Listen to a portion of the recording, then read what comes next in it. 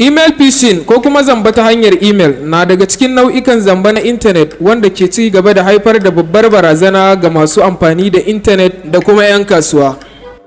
Kididdiga daga kamfanin tsaro na Bulbard ya nuna cewa a shekarar 2020 kashi 22 na duk keta bayanan da aka yi sun hada da harin da aka yi amfani da salon phishing. Sa'annan kashi 95 na duk har-haren da aka kai a cibiyoyin kasuwanci sun faru ne ta hanyar tura sakon email da ke dauke da dangon satar bayanai. Bugu da ƙari, kaso 97 na masu amfani da email ba za su iya gano sakon email da ke dauke da phishing ba. Kana ana kirkiran sababbin rukunan yaran gizo guda miliyan 1.500 kowane wata, kuma kashi 70 na masu amfani da su ba su fahimci hadarin da ka iya boyuwa a bayan hyperlink da ke zuwa musu cikin email ba. Sabila ga haka danna su suke ta kowace hanya. Ni da kai da ke phishing ya shigo mana ta bangarora da dama a wannan zamani, musamman ma ta bangaren WhatsApp ba ma ta bangaren email ba.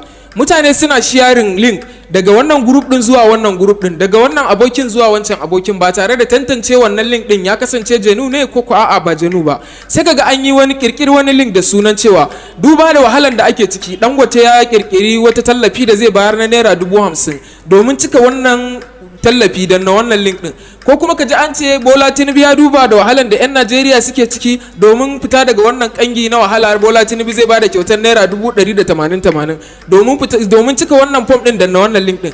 Ta haka mutane suna daukan bayanansu suna ba wa mutanen da za su zo su cuce su daga baya. Kamar yadda na faɗa muku a baya, na gaya muku cewa damfara ta hanyar intanet yana nan da yawa. Sa'an nan a kowane kalar damfara kowa yana amfani da topologin da ya ga zai iya amfani da shi.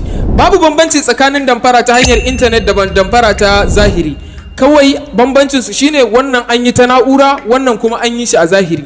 Saboda haka kowa yana da salo da yake amfani da shi, kowa yana da bayanan da yake ganin in ya rubuta zai dau hankalin mutane kuma su bashi bayanan su, sa'an nan ya zo daga baya amfani da bayanan kuma ya cuce su.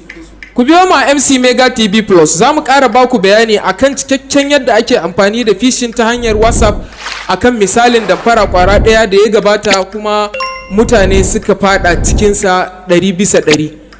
Sai mun ji ku. Ku danna mana like, ku yi share kuma ku yi subscribing channel ɗinmu ta yadda idan mun ɗaura sabon ɗauka zai zo gare ku. Mun gode.